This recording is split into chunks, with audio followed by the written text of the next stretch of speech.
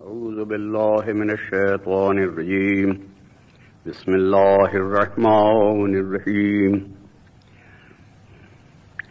الحمد لله الذي جعل الشمس ضياء والقمر نورا وشرفهما لم تر فيهما عوجا ولا فتورا والصلاة والسلام على النبي الأمي الهادي المهدي الذي بعثه الله بالحق بشيرا ونذيرا وآله الطيبين الطاهرين المعصومين المظلومين الذين أذهب الله عنهم الرجس وطهرهم تطهيرا. أما بعد، قال الله تبارك وتعالى: من أوفى بما عاهد عليه الله فسيؤتيه أجرا عظيما. بزرگان محترم، اللہ نے اپنے کلام پاک میں، صحیفہ ربانی میں اور ہدایت نامہ عالم میں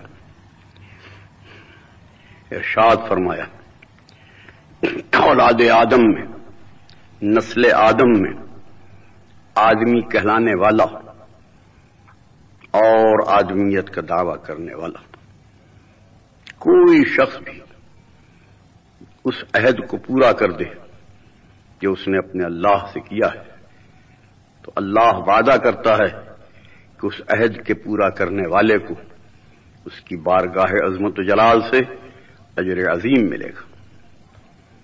یہ اس آیت کا ترجمہ ہے جو میں نے ابھی آپ کے سامنے پڑھی۔ بزرگان من، اس آیت سے پتہ چلتا ہے کہ آدم اور اس کی اولاد میں سے ہر فرد بشر نے اپنے اللہ کے ساتھ کوئی عہد کیا ہوا ہے، اور اللہ چاہتا ہے کہ انسان کو وہ عہد یاد دلائے اور اس سے اس بات کی امید رکھے، توقع رکھے، بلکہ تقاضا کرے کہ وہ اپنے کیے ہوئے عہد کو انسانیت و شرافت کے ساتھ پورا کرتے ہیں۔ بزرگان من، اخلاق کریمہ، اخلاق فاضلہ، بہترین اخلاق جن کے مجموعے کا نام انسانیت ہے، اور وہ اخلاق اعلیٰ جن کے بجا لانے کا نام اسلام، ایمان یا شرافت ہے، وہ اخلاق جن کی تکمیل کے لیے اسلام دنیا میں آیا، ان تمام اخلاق، ان تمام عادات کریمہ میں افضل ترین عادت ہے، افضل ترین خلق ہے کہ انسان اپنے کیے ہوئے عہد کو پورا کر دے۔ اس تمام گفتگو کا محصل یہ ہے کہ انسان کا اللہ سے وعدہ ہے اور اس کا وفا کرنا انسان کا فرض ہے۔ ہمارا اللہ سے کیا وعدہ ہے؟ وعدہ یہ ہے، جیسا کہ اللہ نے فرمایا ہے: الم اعہد الیکم یا بنی آدم اللہ تعبدوا الشیطان۔ اے نسل آدم، کیا تمہارا ہمارا یہ عہد نہیں ہے کہ خواہ تم پر کچھ بھی گزر جائے شیطان کی اطاعت نہ کرنا؟ شیطان سے مطلب کوئی خاص شخصیت نہیں، بلکہ ہر وہ برائی کی طاقت جو لالچ سے یا روب سے انسان کو نیکی سے ہٹا کے برائی کی طرف لے جائے، اسی کو شیطان کہتے ہیں۔ بتائیے، جب انسان کا یہ وعدہ ہے تو کیا انسانیت کے صحیح معنی یہی نہیں ہے کہ انسان اس وعدے کو پورا کر کے کسی برائی کی طاقت کے سامنے، خواہ کتنی ہی باجبروت و باروب ہو، خواہ وہ شہنشاہیت ہو یا دولت و سطوت ہو یا پورا لالچ مال و زر کے ذریعے سے فراہم کرے، کسی برائی کے سامنے انسان کا سر نہ جھکے، صراط مستقیم پہ قائم رہے تو اللہ کے ساتھ کیے ہوئے عہد کو پوری شان کے ساتھ پورا کر دے۔ یہ انسانیت کی معراج اور انسانیت کا کمال ہے۔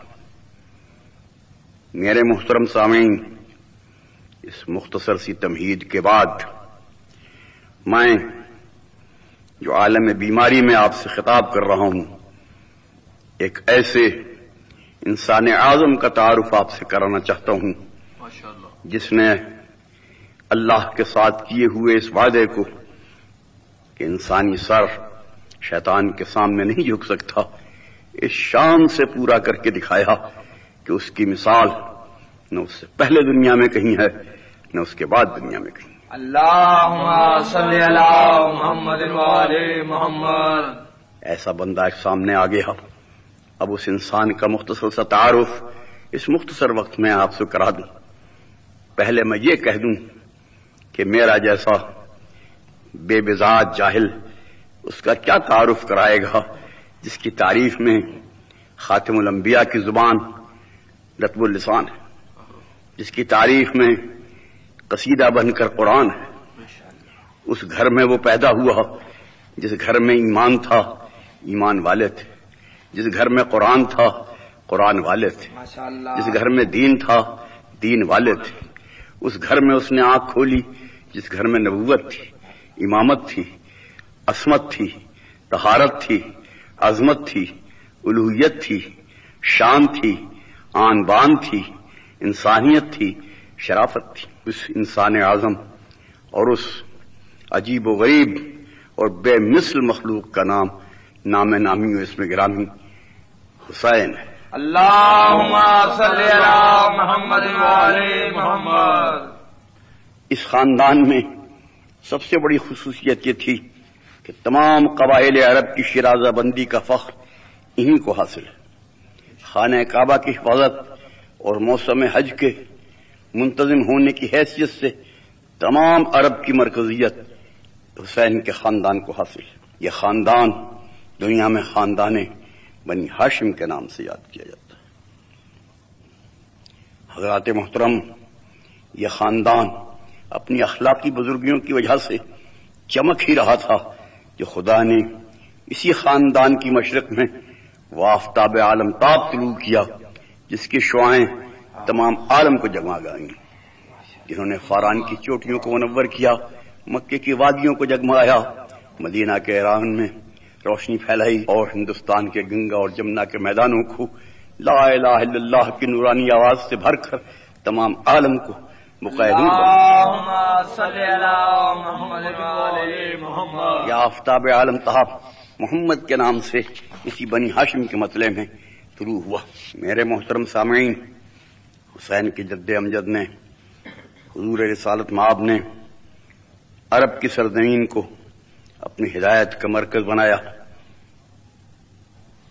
اور دنیا کی سب سے بگڑی ہوئی قوم کو اتنا بنا دیا کہ اونٹوں کی مہار پکڑنے والے گڈریوں کے ہاتھ میں دے دی۔ دنیا کے سب سے بڑے تاریخ خطے کو اس طرح آفتاب بنا کے چمکایا کہ اس کی شعاؤں سے ساری دنیا منور ہو گئی۔ عرب کی تہذیبی اور اخلاقی بگڑی ہوئی حالت اس درجہ بگڑ چکی تھی کہ اس کے سدھارنے کے لیے سب سے بڑے نبی کی ضرورت پیش آئی۔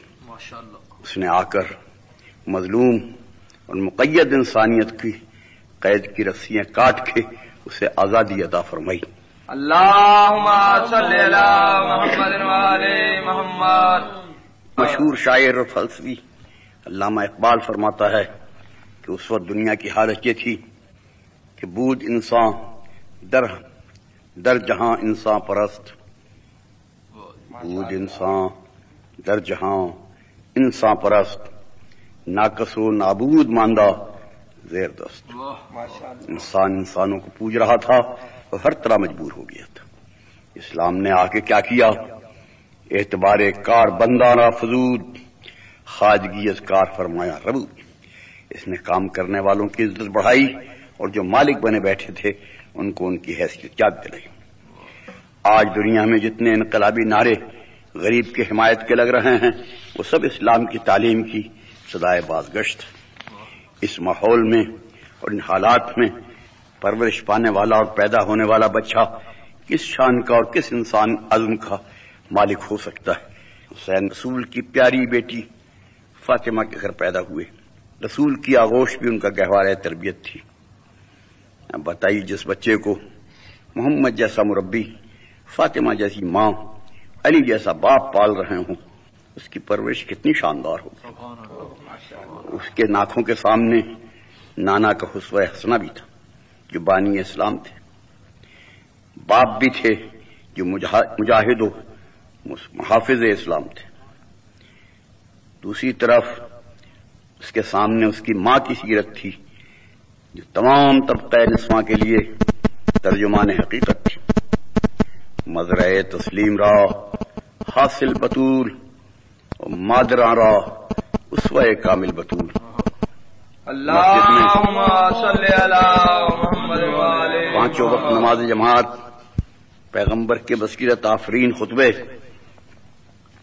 مسلمانوں کا ذوق و شوق، جوش و خروش، گھر میں رات دن عبادت، ذکر الہی کی آوازیں، تکبیر کی سزائیں، وحی کی آیتیں، غزوات کے تذکرے، اسلام کو ترقی دینے کے مشورے، اور پھر غریبوں کی دستگیری، کمزوروں کی دستگیری اور مظلوموں کی ہدایت رسی. ہر وقت یہی ذکر، یہی فکر، یہی تذکرے، یہی تقاضے، یہی قصے، یہی کہانیاں. ایک طرف فطرت کے مخصوص عطیے اور دوسری جانب یہ نورانی اور روحانی ماحول. اس پر تربیت پیغمبر ایسے بلند معلم کی، اس کا مقصد ہی قرآن کے اعلان کے مطابق مکارم اخلاق کی تکمیل تھا. پھر کیسے ممکن تھا کہ رسول کی گود میں پلنے والا یہ بچہ جو خود قدرتاً جوہر کمال لے کر آیا تھا، رسول کی سیرت کا پورا آئینہ نہ بن جائے. حسین آئینہ جمال محمد اور پرتو کمال محمد بن گئے. اللہم صلی علی محمد وآلہ محمد. بزرگان من، اس گفتگو کے بعد میں بتانا چاہتا ہوں کہ حسین نے اپنے مقصد کا آغاز کس طرح اور کہاں سے اور کس طرح کیا. محترم سامعین، حسین مدینے میں آرام سے بیٹھے ہیں، جبکہ اللہم صلی علی محمد وآلہ محمد.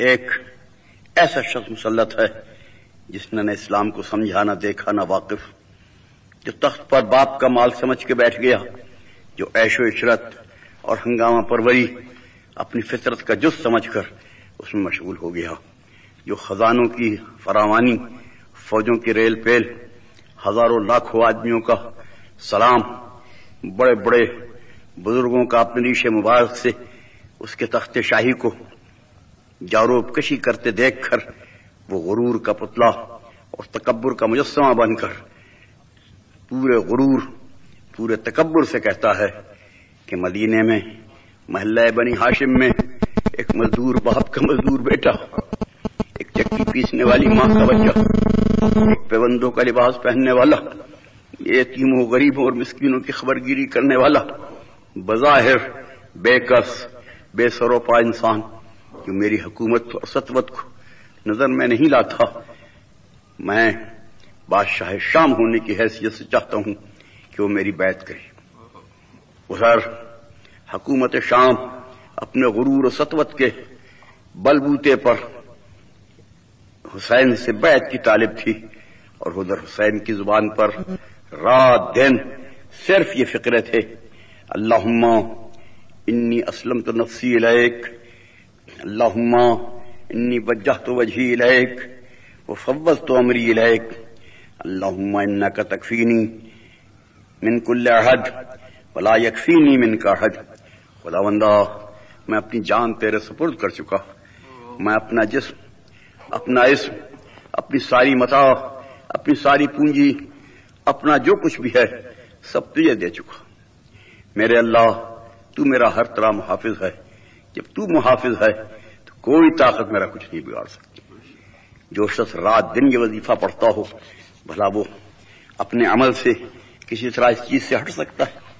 ادھر یزید کا یہ اصرار کہ حسین میری بیعت کرے، اور حسین کا یہ انکار کہ ایسا نہیں ہو سکتا، ایسا بالکل نہیں ہو سکتا.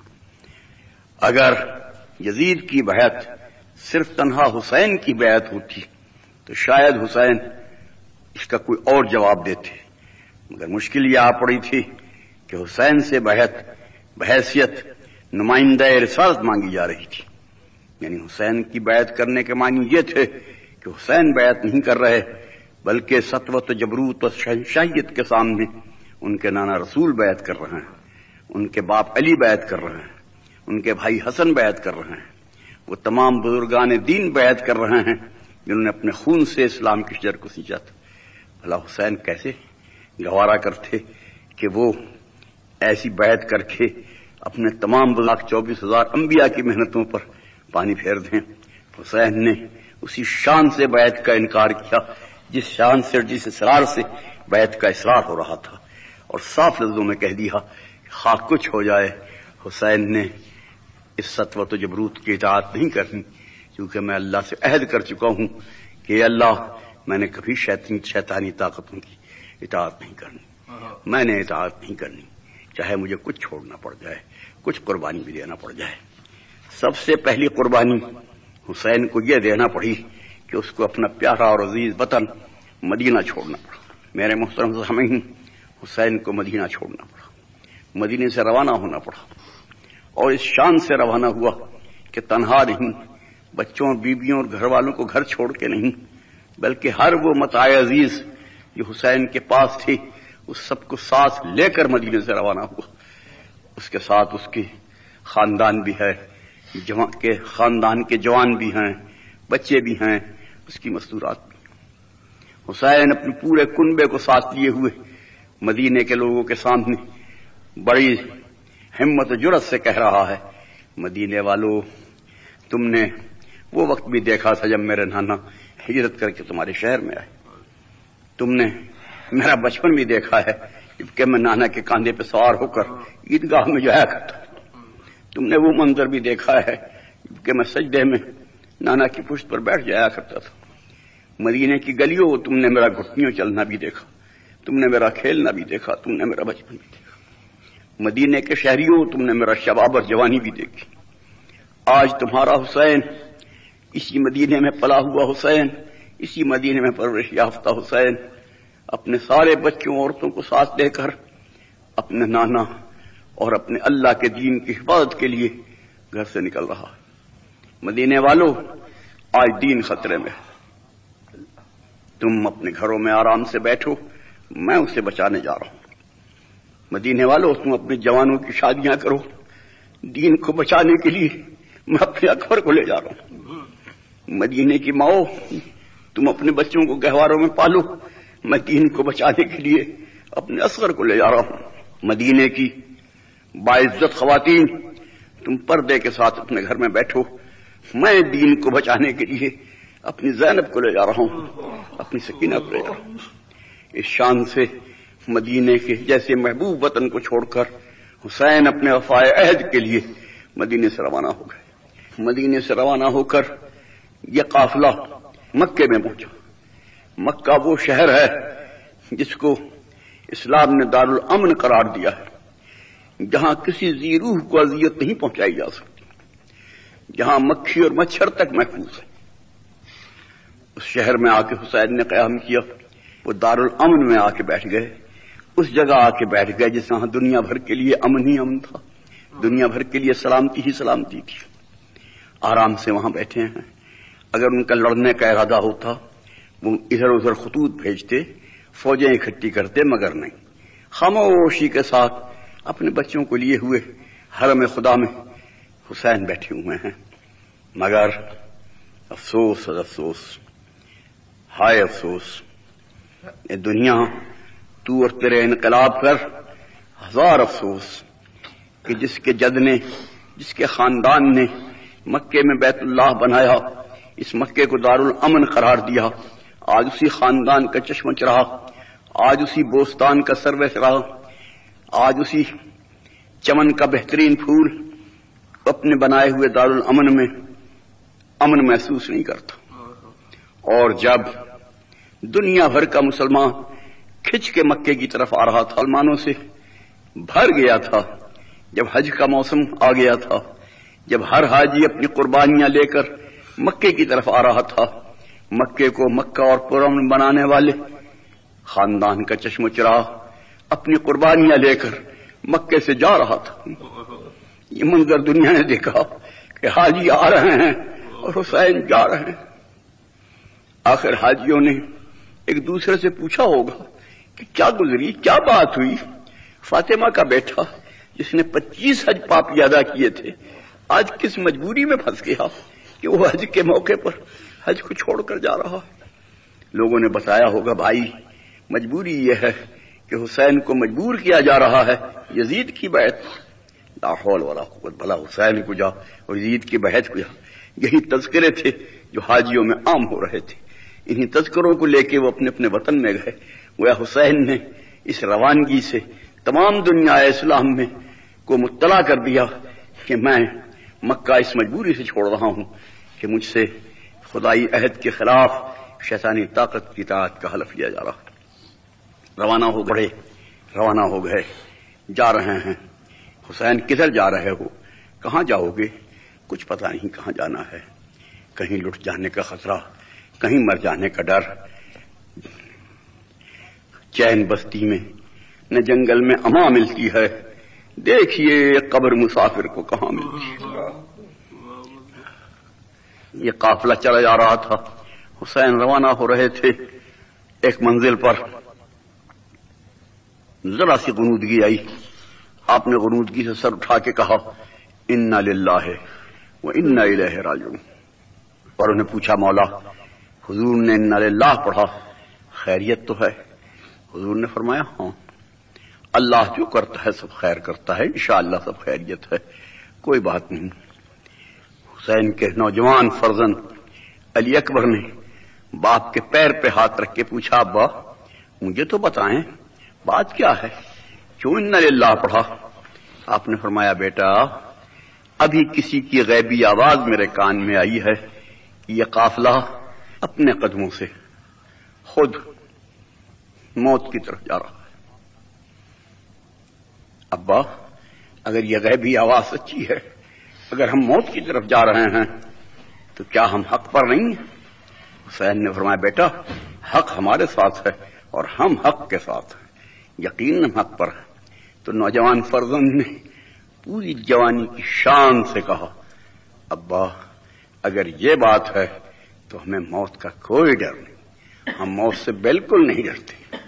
یہ اس نوجوان کے فکرے ہیں جس کا دادا حیدر کرار میدان جنگ میں کہا کرتا تھا کہ علی کو کوئی ڈر نہیں کہ اس پر موت آ گرے یا وہ موت پر جا گرے۔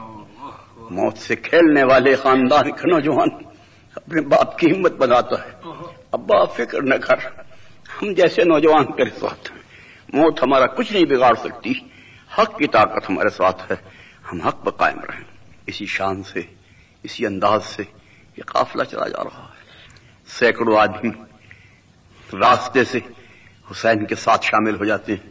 یہ عالم کا بیٹا ہے، عراق کی طرف جا رہا ہے، جاتے ہی عراق کو فتح کر لے گا، وہاں کی حکومت اس کے پاس ہوگی، ہمیں بھی انعام ملے گا۔ مگر حسین نہیں چاہتا کہ کسی کے دل میں کوئی غلط خیال، کوئی غلط شبہ، کوئی غلط توقع، کوئی غلط وعدہ، کوئی غلط اطمینان ہو۔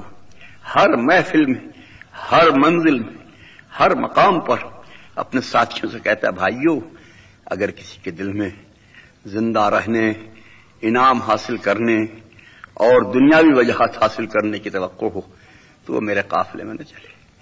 میں مرنے جا رہا ہوں، میں مر کے غیرت حق کو جلانے جا رہا ہوں، میں مر کے مری ہوئی انسانیت کو زندگی دینے جا رہا ہوں، میں مر کے دنیا کے سامنے یہ بتانے جا رہا ہوں کہ عہد کرنے والے یوں اپنی جان کے ساتھ اپنے عہد کو وفا کرتے ہیں۔ یہ سن کے جو بزدل تھے وہ ساتھ چھوڑنے لگے، جو بہادر تھے رہے۔ ایک منزل پہ پہنچے، اس منزل کا نام غالباً منزل زبالہ ہے۔ یہاں پہاڑی چشمہ تھا جس میں افراط سے پانی تھا۔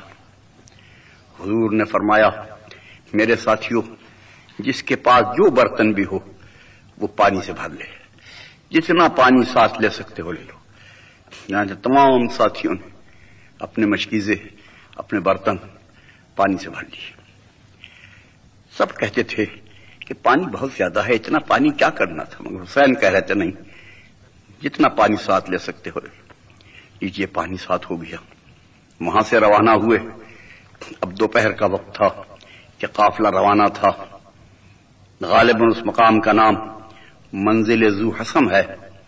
وہاں حسین کے ساتھیوں نے دیکھا، مختصر لفظوں میں یہ کہ سامنے سے ایک فوج چلی آ رہی ہے۔ حسین سے عرض کیا مولا سامنے سے ایک فوج آ رہی ہے۔ آپ نے فرمایا ٹھیک ہے، اس ذو حسم پہاڑی کے قریب چلو، اور اس پہاڑی کے پاس ذرا سواریوں کو ٹھہراؤ، تم سب مرد ان کے سامنے ٹھہرو، اس فوج کو آنے دو، اس سے پوچھیں گے یہ کون ہیں، کیا چاہتے۔ ابھی آپ ذو حسم کی پہاڑی تک پہنچے تھے جو فوج سامنے آ گئی۔ 1000 گھوڑوں کے سوار تھے، ان کا سردار گلے میں تلوار حمایل کیے ہوئے آپ کے پاس پہنچو۔ اس نے کہا میں اس لیے آیا ہوں آپ کا محاصرہ کر کے، آپ کو گھیر کے، دوسرے لفظوں میں معاذ اللہ آپ کو گرفتار کر کے حکومت کے سامنے پیش کروں۔ یہ سن کر حسین نے فرمایا اے حر، یہ کبھی نہیں ہو سکتا، میں دنیا کو ہر قسم کی قیدوں سے آزاد کرانے والے خاندان کا فرد ہوں، مجھ آزاد کو تم گرفتار نہیں کر سکتے، تمہاری کیا مجال جو مجھے قید کر سکوں، تم چاہتے کیا ہو؟ کہ حضور میں اس کے آگے کچھ نہیں چاہتا، میں ایک فوجی آدمی ہوں، میں آپ کا محسن ہوں۔ آپ نے فرمایا ہاں تم ہمارے ساتھ رہو، باقی یہ کہ تم مجھے گرفتار کر لو یہ ناممکن ہے، مگر اور یہ باتیں تو بعد میں ہوں گی، پہلے یہ بتاؤ کہ تم بات کرتے ہوئے گھبراتے کیوں، تمہارے سپاہیوں کے چہرے کیوں اترے ہوئے ہیں؟ کہ حضور میرے پورے 1000 سوار 3-4 گھنٹے سے پیاسے ہیں۔ کتنی دیر سے؟ 3 گھنٹے سے، 2 دن نہیں، 1 دن نہیں، 3 گھنٹے کی پیاس نے انہیں اس حالت کو پہنچا دیا ہے کہ اگر انہیں 15 منٹ پانی اور نہ ملا تو یہ سب بے ہوش ہو جائیں اور آدھے گھنٹے کے بعد سب مر جائیں۔ بس یہ سننا تھا کہ امام نے فرمایا باقی باتیں پھر ہوں گی۔ میرے ساتھیوں، میں نے جو تم سے کہا تھا کہ پانی بھر لو، وہ سب پانی لے کر آ جاؤ اور اس فوج کو پلانا شروع کرو۔ کسی عرب نے کہا قبلہ یہ دشمن ہیں کہ ہوں گے، میں ساقی کوثر کا بیٹا ہوں، یہ خوش زبان دکھاتے ہیں، مجھے فرزند ساقی کوثر ہونے کی حیثیت سے شرم آتی ہے، انہیں پانی پلاؤ، انہیں خوب پلاؤ۔ انہیں منگل ہو گیا، حسین کا آب رحمت برسنے لگا، پیاسے سیراب ہونے لگے، گھوڑے پانی پینے لگے، جب وہ بالکل سیر و سیراب ہو گئے تو ان کے سر حسین کے سامنے بطور شکریہ جھک گئے۔ آپ نے فرمایا شکریہ نہیں، یہ میرا فرض تھا جو میں نے ادا کیا، میں نے تمہیں پانی پلا کر دنیا میں ایک یادگار قائم کی ہے کہ ابن ملجم جیسے قاتل کو شربت پلانے والے کا بیٹا کسی وقت بھی اپنی خاندانی خصوصیت کو فراموش نہیں کر سکتا۔ اب حر امام کا محاصرہ کیے ہوئے چل رہا ہے اور امام ساتھ ساتھ چل رہے ہیں۔ حالات کو دیکھ کر قافلے والے سمجھ گئے ہیں کہ ہم آئندہ ہونا کیا ہے۔ حسین کے استقامت و عزم میں کوئی فرق نہیں آئے، اس کے ساتھ ہی اسی جوش و حمایت کے ساتھ حسین کے ساتھ ہیں۔ محترم حضرات، یہ قافلہ حر کی حراست میں محرم کی 2 تاریخ کو عصر کے وقت اس سرزمین پہ پہنچا جس سرزمین کا نام کربلا ہے، اور آج وہ زمین کربلا مولا کہلاتی ہے۔ امام نے ساتھیوں سے پوچھا اس زمین کا کیا نام ہے؟ سب نے عرض کیا حضور اس زمین کو کربلا کہتے ہیں۔ بس کربلا کا نام سننا تھا۔ امام نے فرمایا بس یہیں ٹھہر جاؤ، یہ میری آخری منزل ہے، اسی زمین کے لیے میری ماں نے مجھے پالا تھا، میرے نانا نے مجھے پالا تھا، میرے خاندان نے مجھے پرورش کیا تھا، اسی زمین پہ اب رہنا ہے، قیامت تک اسی زمین پہ رہنا ہے، اب آگے کہیں نہیں جانا۔ میں اسی زمین پر بیٹھ کر سب سے بڑی حکومت و سلطنت کی سطوت اور اس کے جاہ و اقبال کا جواب دوں گا۔ سب لوگ اتر گئے، حسین کے خیمے نہر فرات کے کنارے لگ گئے۔ ابھی خیمے لگ کر بچے خیموں میں گئے ہی تھے، ابھی آرام سے بیٹھے بھی نہ تھے، جو حکومت کی بھیجی ہوئی 4000 فوج عمر سعد کی قیادت میں پہنچ گئی، اور آتے ہی اس نے پہلا حکم یہ دیا کہ نہر کے کنارے حکومت کی فوج کے خیمے لگیں گے، تم مسافر یہاں سے خیمے اٹھاؤ۔ اس پر حسین کے ساتھیوں کو جلال آ گیا، غصہ آ گیا، اور خصوصاً حسینی افواج قاہرہ کا سپہ سالار اعظم قمر بنی ہاشم شمس الشہداء عباس غازی پورے جلال میں پورے غصے میں کہتا ہے تم میرے ہوتے یہ خیمے اکھڑواؤ، یہ کبھی نہیں ہو سکتا، یہ ناممکن۔ تم حسین کو غریب و بے کس نہ سمجھنا، حسین کے ساتھ میں موجود ہوں۔ جس طرح رسول کے ساتھ میرا باپ علی تھا اور اس کی موجودگی میں رسول کا کوئی کچھ نہ بگاڑ سکا، اسی طرح حسین کے ساتھ میں ہوں۔ خبردار جو آئندہ گستاخی کی ہوگی۔ بھائی کو جو پورے جلال اور غصے میں دیکھا تو حسین خود اٹھے، بھائی کے قریب آئے، کمر پہ ہاتھ رکھا، پیشانی چومی۔ عباس بھائی غصے میں نہ ہو، میری خاطر غصے کو ختم کر دو، کوئی بات نہیں، خیمے اٹھا لو یہاں سے۔ کوئی یہ نہ کہے کہ حسین نے جھگڑے کی ابتدا کی، حسین نے فساد کی ابتدا کی، حسین کی طرف سے لڑائی کی ابتدا ہوئی، چلو یہاں سے خیمے اٹھا لیں۔ کیا دشت کم ہے صابر و شاگر کے واسطے، یہ اہتمام ایک مسافر کے واسطے۔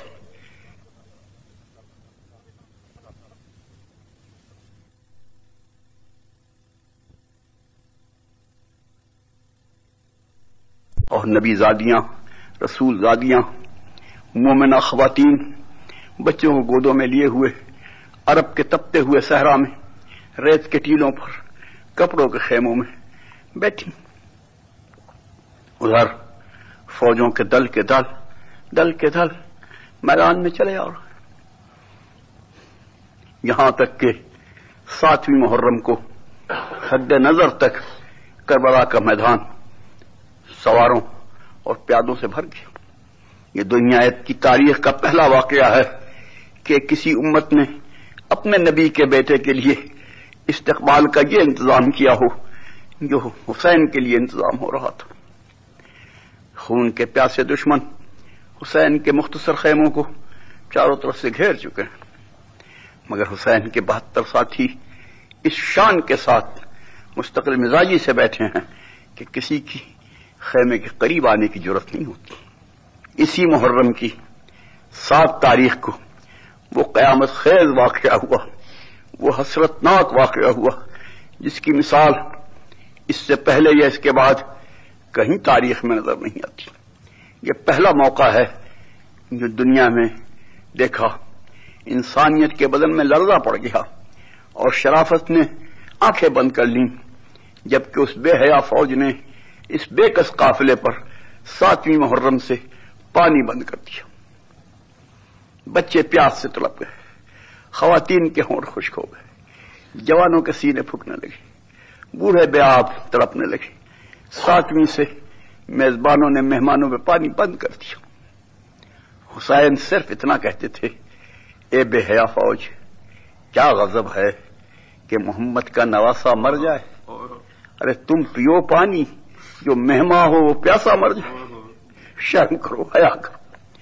9 تاریخ کو حسین نے اس فوج کے افسر سے کہا، بھائی عمر بن سعد، تو کس لیے مجھ پہ یہ ظلم کر رہا ہے؟ انہوں نے کہا حکومت کا حکم ہے، دیکھ ہم کہیں چلے نہیں جائیں گے، بھاگنا میری شان کے خلاف ہے، میں بھاگ کے کہیں نہیں جاؤں گا، میں یہیں موجود رہوں گا۔ ہم 72-74 آدمی، تم ہزاروں کے سامنے کیا ہے، تم ہمیں پانی پینے دو۔ دیکھ عمر وسعد، تو خود سوچ، تو خود غور کر، رسول زادیوں کا آج دل نراسا ہے، آج رسول کی بیٹیاں بڑی پریشان ہو گئی۔ 7ویں سے آج 9ویں تاریخ آ گئی، رسول زادیوں کا آج دل نراسا ہے اور ہمارا قافلہ 16 پہر سے پیاسا ہے، آج 16 پہر گزر گیا میں پیاس۔ مگر اس بے حیا انسان نے حسین کے سامنے پانی پیا، بقیہ زمین پہ پھینکا اور کہا یہ تو نہیں ہو سکتا، پانی آپ کو نہیں۔ اچھا اللہ مالک۔ اس دن شام ہوئی، حسین کے 72 سپاہی نماز عصر پڑھ کے اسی طرح بھی مسلوں پہ بیٹھے تھے، حسین اپنے مسلح پہ بیٹھے تھے، मुनाजातें हो रही थी। ये सब्र व अज़्म का बेमिसल पैकर सामने फौजों का ठाठे मारता हुआ समंदर देख रहा था। चारों तरफ बर्बादी और तबाही नजर आ रही थी। दूसरी तरफ उसके खूबसूरत बच्चों के खूबसूरत चेहरे, उसके अस्मात माँ बीबियां, उसके छोटे छोटे मासूम बच्चे, उसके अफाशियार दोस्त, इन सब की बर्बादी और तबाही का यकीन। मगर अज़्म का पैकर हुसैन कह रहा था कुछ भी हो जाए, कुछ भी बन जाए, इन्ना सलाती व नुसुकी व महयाया व ममाती लिल्लाहि रब्बिल आलमीन। मैं अपने आप को और अपनी हर शय को अल्लाह के सुपुर्द कर चुका। आज मैं अपने उस अहद को पूरा करूंगा और शैतानी ताकत के सामने हुसैन का सर नहीं झुकेगा। ये हुजूर 9 तारीख को असर के बाद उस बेहया फौज ने हुसैन पर हमला कर दिया। हुसैन ने कहा, अब्बास भाई जरा इस फौज के सामने जाओ और इससे कहो कि एक रात की हुसैन तुमसे मोहलत चाहता। अब्बास जैसे बहादुर गयूर ने कहा, मौला मैं इनसे मोहलत का सवाल करूं? हां, मैं हुक्म देता हूं, तुम खुद जाकर इनसे एक रात की मोहलत। ये सुनना था कि तलवार खोल के वहीं रख दी। फौज की तरफ रवाना हो गए। आपने जाके कहा, ए मुसलमान कहलाने वाले दरिंदो, तुम्हारा क्या इरादा है? क्या किस लिए हमला कर? सबने कहा, हमें अभी कूफे के हुकूमत से हुक्म पहुंचा है कि अभी शाम के वक्त जंग शुरू कर दें। आपने कहा, ठहरो, मेरे इमाम ने यह फरमाया है कि हमें आज रात की मोहलत चाहिए ताकि हम दिल भर के इबादत कर लें। थोड़ी सी रद्दो-क़ज़ा के बाद मोहलत मिल गई। मोहतरम सामीन, आपने सोचा हुसैन ने यह मोहलत अपनी जान बचाने के लिए नहीं ली, अपनी जिंदगी बचाने के लिए नहीं ली। हुसैन जानते थे मरना है, आज न सही का। हुसैन को यह भी उम्मीद नहीं थी कि रात में कहीं से कुमक आ जाएगी, फौज आ जाएगी, फिर यह मोहलत के क्या माने। असल में हुसैन अपने लिए मोहलत नहीं चाहते थे, बल्कि उस फौज को मोहलत दे रहे थे कि मैं तुम्हें एक रात की और मोहलत देता हूं। तुम रात भर में सोच लो कि तुम क्या कर रहे हो, तुम रात भर में गौर कर लो कि तुम क्या कर रहे हो, किससे लड़ रहे हो, किसे मार रहे हो, किससे मुकाबला कर रहे हो। ए फौज, तू सोच ले अच्छी तरह, मैं हूं सरदार शबाबे चमने खुल्दे बनी, मुझसे रोशन है फलक, मुझसे मुनव्वर है जमीन, मैं हूं अंगुश्तरे पैगंबर खातम का नगी। याद रख, शमे ईमा हूं, अगर सर मेरा कट जाएगा ये मुरक्का अभी दम भर में उलट जाएगा। मैं तुम्हें एक रात की मोहलत देता हूं, सोच लो और गौर कर लो कि तुम क्या कर रहे हो। इधर हुसैन के ख़याम की तरफ आइए। यहां रात को क्या हो रहा है? इस रात का नाम जो 9 गुजर के रात आई, शब आशूर भी है और इसको इस्तिलाह में शाम शहीदा भी कहते हैं। यह क़यामत सुग़रा की रात है। आज रात क़यामत सुग़रा की रात है। ये शब आशूर है, ये क़यामत सुग़रा की रात है। ये हुसैन की जिंदगी की आखिरी रात है। ये आले मोहम्मद के भरे घर के बसने की आखिरी रात है। इस रात के बाद फातिमा का घर ऐसा उजड़ा कि फिर ना आबाद हुआ। हुसैन शाम शहीदा यानी शब आशूर अपने मोहतरम खेमे में तशरीफ फरमा है। जमीन के ऊपर अबू तराब के बेटे का दरबार लगा हुआ है। 72 जानिसार सामने बैठे हैं और दुनिया की तारीख से बिल्कुल मुख्तलिफ, दुनिया के दस्तूर से बिल्कुल निराली गुफ्तगू हो रही है। सारी दुनिया का दस्तूर है, सारे आलम की तारीख यही है कि जब मैदान जंग में फौज पहुंच जाए तो उसका सिपह सालार उसके सिपाहियों को जुर्रत दिलाता है, हिम्मत दिलाता है, कहता है भाइयों घबराओ नहीं, परेशान न हो, कुमक आ जाएगी, फौज आ जाएगी, रसद आ जाएगी, घबराना नहीं। यहां बिल्कुल उल्टी बात हो रही थी। मैदान जंग है, फौजें चारों तरफ हैं और अपने 72 साथियों से सरदार कह ये रहा है, मेरे प्यारे रफीको, मैं हुसैन तुमसे कहता हूं, रात का वक्त है, तारीकी है, मैं तुम्हें इजाजत देता हूं تم مجھے چھوڑ کر جا سکتے ہو؟ اس فوج کو مجھ سے سروکار ہے، تم سے نہیں۔ تم اپنی جانیں بچا لو، جدھر جانا چاہو چلے جاؤ، میں تمہیں خوشی اجازت دیتا ہوں، تم جا سکتے ہو۔ میں نہیں چاہتا کہ تم پہ کوئی تباہی و بربادی آئے، تم جا سکتے ہو۔ میں حکم نہیں دیتا جانے کا، تمہاری مرضی پہ چھوڑتا ہوں، تم جا سکتے ہو، جو جانا چاہے جا سکتا ہے۔ یہ کہہ کے امام 2 منٹ خاموش ہوئے، دیکھیں ادھر سے کیا جواب ملتا ہے۔ بالکل خاموشی۔ آپ نے فرمایا ٹھیک، میں سمجھتا ہوں تمہیں یہ خیال ہے تمہیں آخرت کا اجر نہیں ملے گا۔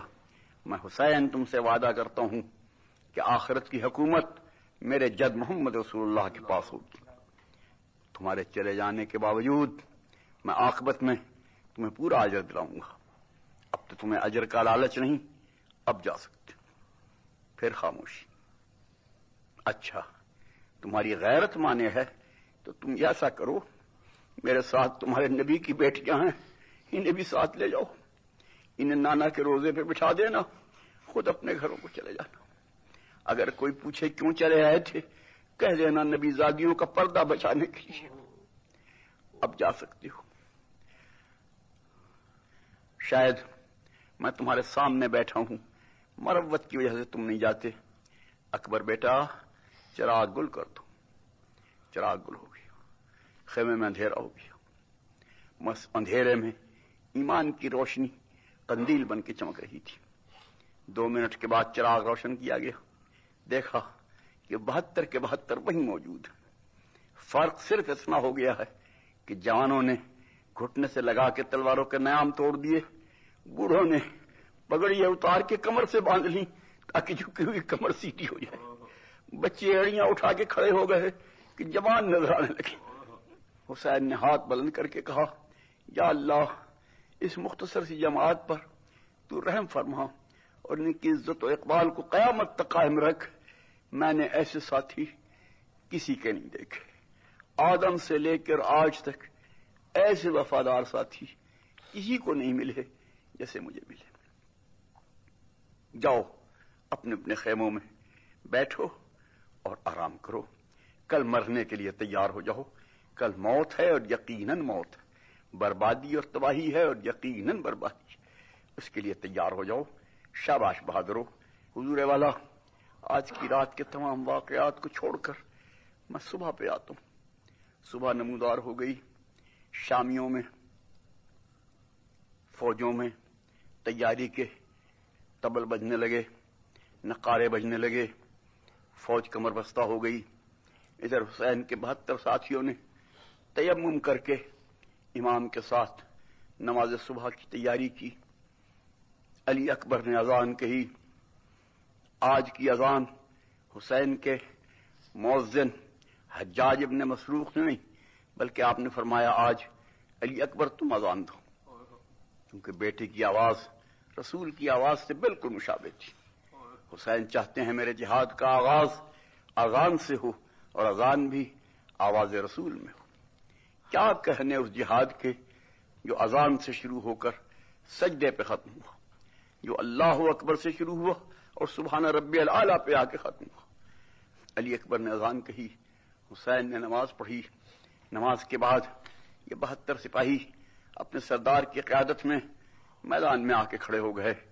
سامنے ہزار فوجوں کا متلاطم سمندر، اس طرف سامنے یہ 72، مگر ان ہزاروں کے چہروں پر مایوسی، گھبراہٹ، خوف، دہشت، یہ تھی ضمیر کی ناپاکیزگی کی علامت، یہ تھی ارادے کے ناپختہ ہونے کی دلیل۔ وہ جانتے تھے کہ ہم باطل پر ہیں، اس لیے ان کے دلوں میں دھڑاکت تھی۔ یہ صراط مستقیم کی قوت تھی کہ 72 کے قدم نلرز نہیں رہے تھے، ان کے چہرے شگفتہ تھے، ان کے چہرے سرخ تھے۔ 72 میدان میں آئے، غل ہوا، جنگ کو اللہ کے پیارے نکلے، اور اے فلک دیکھ زمین پر بھی ستارے نکلے۔ آکھڑے ہوئے ہو گئے سرخ، شجاعت سے رخ آل نبی، آئی ٹھنڈی جو ہوا، بھول گئے تشنہ لبی۔ رن میں کڑکا ہوا، بجنے لگے باجے عربی، اور یکا تازوں نے کیا شور مبارز طلبی۔ ایک گھٹا چھا گئی ڈھالوں سے ستمگاروں کی، اور برق ہر صف میں چمکنے لگی تلواروں کی۔ اس ہنگامے میں، اس ہجوم میں امام نے بڑھ کے فرمایا، کیوں اے فوج، کیوں اے مسلمانوں، تم کس خطا پہ مجھے مارتے ہو؟ مجھ بے خطا انسان کو کیوں ستا رہے ہو؟ امام کی اس تقریر کا اور رات کے مہلت دینے کا اب اثر ظاہر ہو رہا ہے کہ اس دشمن کی فوج کا وہ سردار جو راستے میں حسین کو محصور کرنے گیا تھا ایک دم بگڑتا ہے، کہتا ہے کہ رات بھر میں نے سوچا ہے، خوب غور کیا ہے، اچھی طرح میں نے سوچا ہے، ایک طرف جہنم اور یقیناً جہنم ہے، ایک طرف جنت اور یقیناً جنت ہے۔ میں اس سرداری کو، اس دولت کو، اس نعمت کو، اس راحت کو، ان مربے اور انعام کو، اس جاگیر کو لات مار کر ایک غریب الغربا، ایک بھوکے پیاسے کی مدد کے لیے جا رہا ہوں۔ میں جاتا ہوں، اب میں جا رہا ہوں۔ فوج کے سردار عمر سعد نے روکنا چاہا، کیوں جاتے ہو؟ تمہارا عہدہ بڑھ جائے گا، تمہیں اور انعام مل جائے گا، ایک غریب کے پاس جا کے کیا کرو گے؟ ہر کو سپاہیانہ انداز میں غصہ آ گیا، پورے جلال سے کہتا ہے، عمر سعد کیا مجھے دے گا تیرا حاکم ملعون و خسیس؟ وہی کونین کا مالک ہے، وہی راس و رئیس۔ کچھ تردد نہیں، کہہ دے کہ لکھیں پرچہ نویس، عمل خیر سے بہکانا مجھے وہ ابلیس۔ ہاں سوئے ابن شہنشاہ عرب جاتا ہوں، اور لے ستمگر جو نہ جاتا تھا تو اب جاتا۔ یہ ہر کا آنا یہ رات کی مہلت کا نتیجہ تھا، اور ہر نے آ کر یہ ثابت کر دیا کہ حق کدھر ہے اور باطل کدھر۔ محترم سامعین، بات کو مختصر کرتا ہوں۔ دن گھٹتا چلا گیا اور حسین کے ساتھ ہی ختم ہوتے چلے گئے۔ جو میدان میں گرتا تھا حسین اس کی لاش اٹھا کے لاتے تھے۔ تمام لاشیں میدان جنگ میں لا کے رکھ دی، لا رہے تھے شہیدین لاشے پہ لاشا رن میں، ایک لاشے پہ دوسری لاش لا رہے تھے شہیدین لاشے پہ لاشا رن میں۔ آج معمار ازل دین کی تعمیر میں، آج حسین دین کو تعمیر کر رہے تھے لاشوں۔ اے حضور، اب وہ وقت آیا جب کہ اعزا کی باری تھی اور اصحاب اپنا فرض ادا کر چکے تھے۔ یا ابا عبداللہ ادرکنی کی آوازیں ختم ہو چکی تھی، اب یہ آوازیں آنے لگیں، یا بتا ہو ادرکنی، بابا میں گر گیا، یا اماں ہو چچا جان مجھے اٹھا لو آ کے، مامو جان میری خبر لو آ کے۔ اب عزیزوں کے لاشیں میدان سے آ رہے تھے اور حسین سب کو اٹھا کے لا رہے تھے۔ جو مصیبتیں بڑھتی جاتی تھیں حسین کا چہرہ دمکتا جاتا تھا۔ میرے اللہ دیکھ، میں تیری راہ میں اس وعدے کو پورا کرنے کے لیے کہ کسی ظالم حکومت کا ساتھ نہیں دینا، کسی شیطنت کا ساتھ نہیں دینا، اس وحد کو وفا کرنے کے لیے پورے استقلال سے حاضر ہوں۔ میرے اللہ تو مجھے ہمت دے، مجھے طاقت دے۔ دیکھ میرے اللہ، وہ کلیجے پہ دھرے ہاتھ پڑے ہیں اکبر، ہیں وہ عباس دلاور، وہ حسن کا دل بر۔ میں نے ایک ایک کو قربان کیا گن گن کر، کی امانت میں خیانت نظر آ اے داور۔ تو نے دولت جو تھی مجھ خاک نشیں کو سونپی، وہ امانت تیری بندے نے زمیں کو سونپی۔ میرے اللہ، میں اب سب کو قربان کر چکا، سب فدا ہو چکے۔ میں بڑا خوش ہوں کہ تو نے میری قربانیاں قبول کر لیں۔ حسین پوری 71 قربانیاں دے کر خیمے میں تشریف لائے۔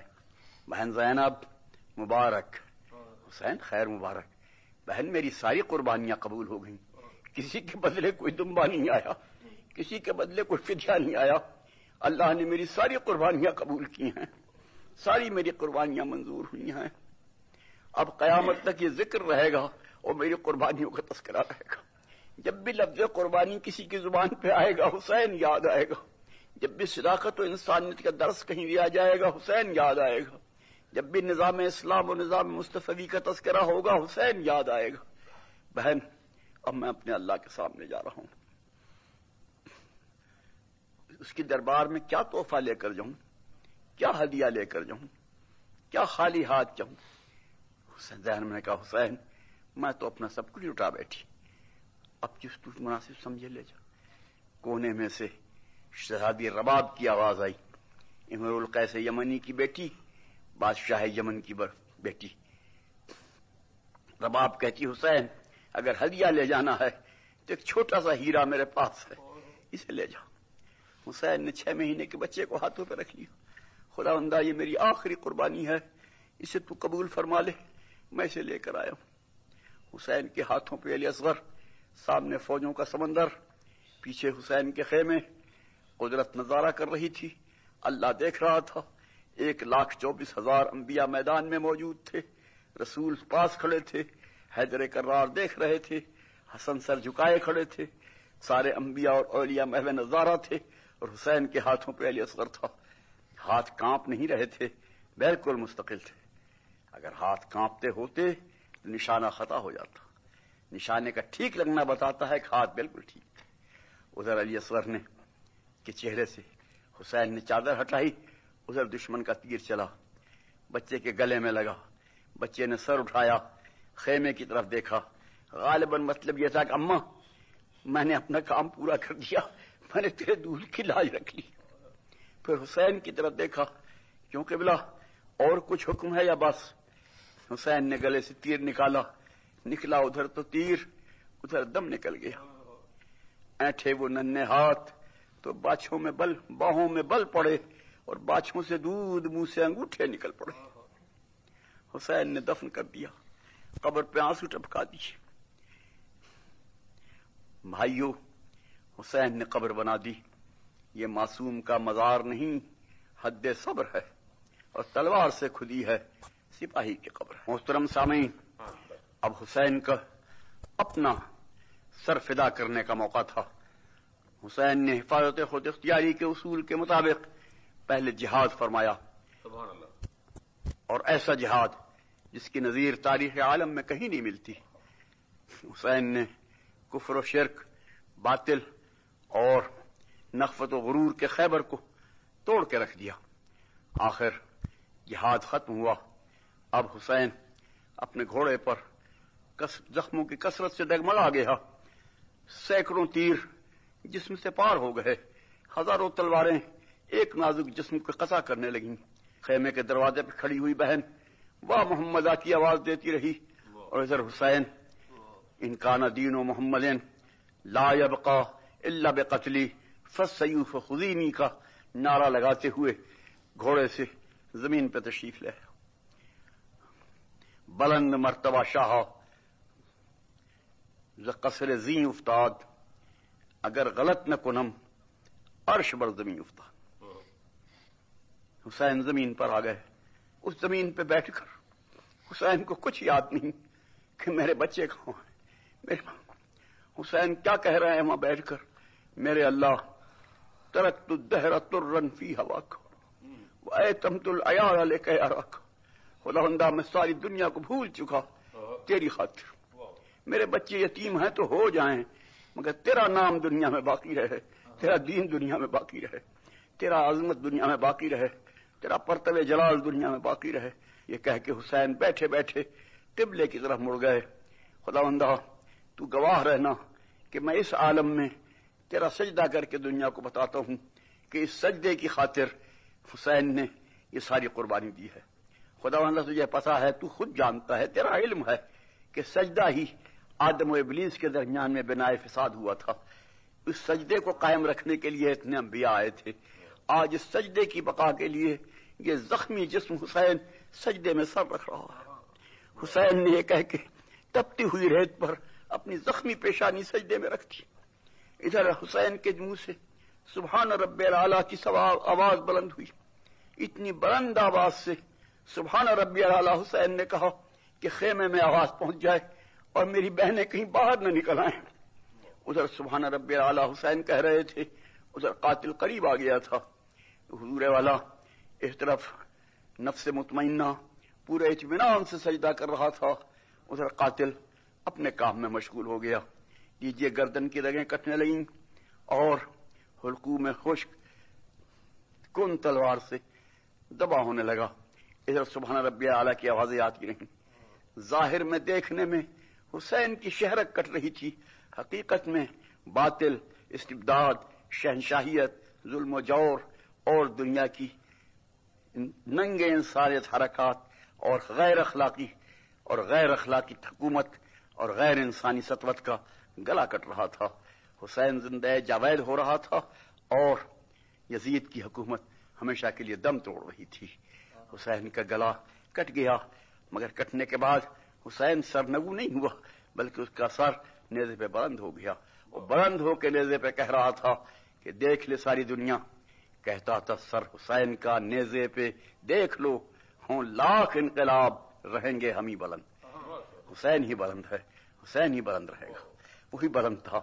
لیجیے وہ بے حیا فوج محمد کے خون سے ہاتھ رنگ کے، فاطمہ کے خون سے ہاتھ رنگ کے، فاطمہ کے دودھ کو خون بنا کے میدان میں بہا کے، کربلا کے ذروں کو خون سے سیراب کر کے، اپنی ظاہری فتح کے شادیانے بجاتی ہوئی اپنے خیموں میں جا رہی تھی، جو حکم پہنچا کہ حسین کے خیموں کو لوٹ لو۔ وہ گھر جس گھر میں وحی آتی تھی، فرشتے آتے تھے، جبرائیل آتے تھے، جس گھر کے دربان سلمان فارسی جیسے تھے، جس گھر پہ اصحاب کبار آ کے درود پڑھا کرتے تھے، جس گھر کے دروازے پر رسول خود آ کے سلام کیا کرتے تھے، جس گھر کے دروازے کی عظمت و عزت اللہ کو منظور تھی، جس گھر پہ بورڈ لگا ہوا تھا انما یرید اللہ لیذھب عنکم الرجس اہل البیت ویطہرکم تطہیرا، صاحب تطہیر گھر میں وہ بے حیا فوج داخل ہوئی، اس نے خیموں کو آگ لگا دی، خیمے جلنے لگے۔ محترم سامعین، ایک خیمہ جلتا، سیدانیہ دوسرے خیمے، دوسرا جلتا تو تیسرے خیمے، جب سارے خیمے جل گئے تو اس وقت سردار آل محمد زینب اولیاء اپنے بھتیجے سے پوچھتی ہیں، بیٹا خیمے سب جل گئے، اب ہمارے لیے کیا حکم ہے؟ ان جلتے ہوئے خیموں میں جل کے مر جائیں یا نامحرموں میں باہر نکلیں؟ امام فرماتے ہیں علیکن بالصحرا، اما میں حکم دیتا ہوں کہ آپ جنگل میں نکل جائیں۔